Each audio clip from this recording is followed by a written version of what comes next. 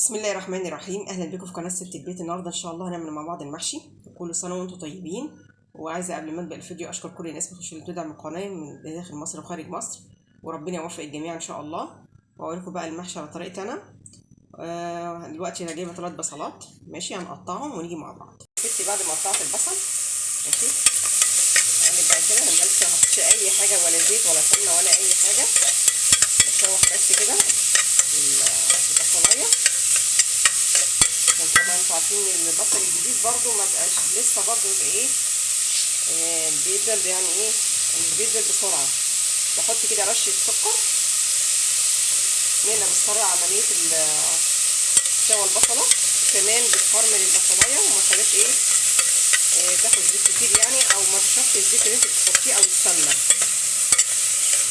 ماشي، كلنا شاطرين ما شاء الله يعني، بس انا بقول ايه بنات المبتدئين، ويا رب يكون حد بيستفيد من القناه يعني. والله انا بقالي كتير ما بنزلش فيديوهات يا جماعه، الواحد زهق اصلا، مفيش اي حد يعني، والله زي ما هي مفيش تقدم فيها. بس يلا الواحد برضو ايه مستمر يعني، بيعمل برضو ايه هي حلو في انك بتتكلمي يعني ايه يعني، كل القنوات اللي عندك تحس ان هم اخوات بتكلميهم يعني.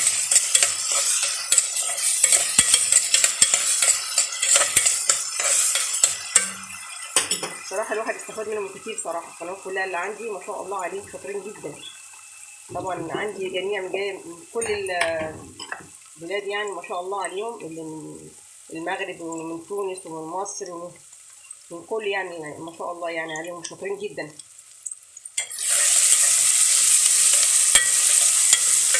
الواحد بيتعلم منهم كتير صراحه،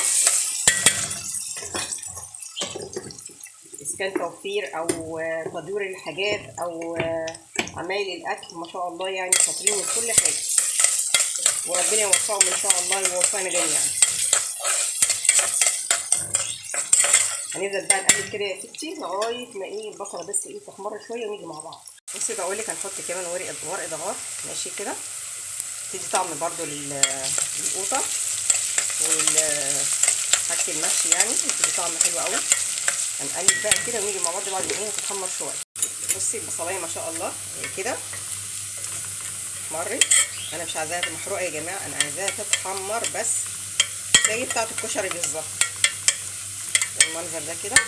نحط بقى الصلصه،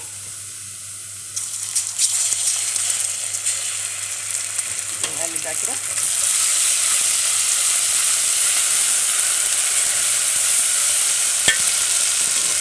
وعندي طبعا قوطه معصوره،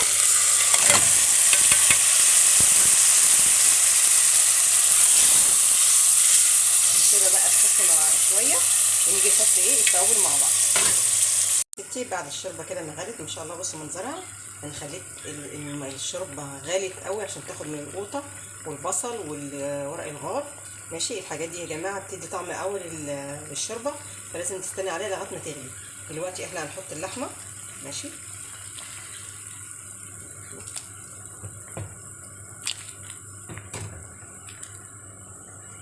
كل سنه وانتم طيبين.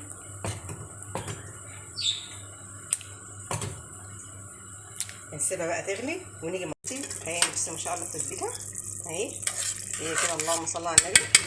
هنحط بقى ايه التوابل حسب ما زي ما انت عايزه تحطي. انا هحط فلفل اسود، هحط كمان كمون، هحط طبعا شطه، هما بيحبوا ايه تكون الاكل سبايسي كده. حطيت معلقه شطه، هنحط كمان الملح. نقلب بقى كله كده مع بعضه، سيبها بس 5 دقايق بس الحاجات دي يعني تستبك مع بعضيها، التوابل مع القوطه وكده. هنحط بقى مع بعض الايه الحاجات الشماعه بعد ما التقليه اتسبكت اهي، وحطيت الرز كمان. شوفوا التقليه عملت ازاي، زي ما قلت لكم البصله لو اتحمرت كويس، القوطه حتى لو هي خضراء هتبقى ايه تخلي الرز حمراء. هنحط بقى ايه الخضره حسب ما انت عايزه كتير قليل. هنقلب بقى الحاجات دي ونيجي مع بعض يا جماعه. عشان طبعا انا تعبانه فعملت اكل ليا. طبعا انا ما بحطش قوطه، ولا قصدي ما بحطش سمنه ولا زيت في الاكل، عشان الدكتور قايل لي يعني عشان عندي التهابات في المعده. فعملت قوطه عصرتها وحطيتها على البوتاجاز. يعني ده اكل صحي، اللي عنده التهابات في المعده او عنده مشكله يعني في الكوليسترول يعني زياده ولا حاجه زي الحاجات دي، كويسه جدا. دي قوطه انا بسبكها اهي من غير اي حاجه خالص. وبعد كده بقى نيجي مع بعض شويه اعمل. بصوا يا جماعه، بعد ما خلصت بقى الحشو اهو، اوريكم. بص الحشو عامل ازاي ما شاء الله. بصوا الصباع ورق العنب كده. انا عملت الحله الاولانيه، هعمل حله كمان صغيره تاني يوم ان شاء الله، وبعد ما تستوي ان شاء الله هنيجي مع بعض. دلوقتي هنعمل بقى اللي هو المحشي اللي هو الصحي يعني، اللي ما فيهوش طبعا مش حاطين زيت ولا اي حاجه. انا غسل شويه رز، هحط عليهم شويه خضره كده المنظر ده كده. هنحط عليهم شويه ايه تقليه، برضو مش تقليه، قوطه هنحطها على البوتاجاز بس خدت ايه، نشفتها بس كده. قوطه مبشوره وحطيتها على البوتاجاز، خليتها بس ايه نشفت بس كده، يعني زي التسبيكه كده، بس ما حطيتش ولا سمنه ولا زيت ولا اي حاجه. ماشي، الاكل ده صحي يا جماعه. ماشي بالمنظر ده كده. هنحط برضو ايه شويه فلفل اسود بسيط بسيط قوي، ريحه كده عشان يدي طعم بس للاكل. وهنحط الملح، معلقه ملح كده. هنجيب بصلايه صغيره وايه برضو ايه نقطعها.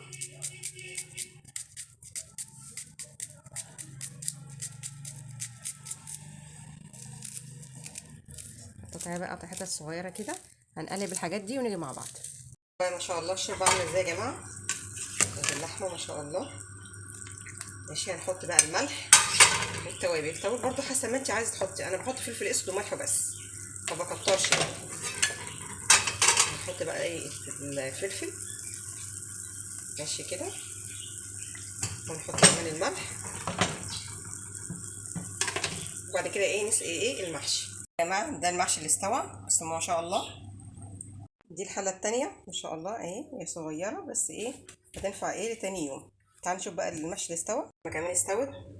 بصوا الشوربه عامله ازاي ما شاء الله، وبألف هنا وشفا. شكرا.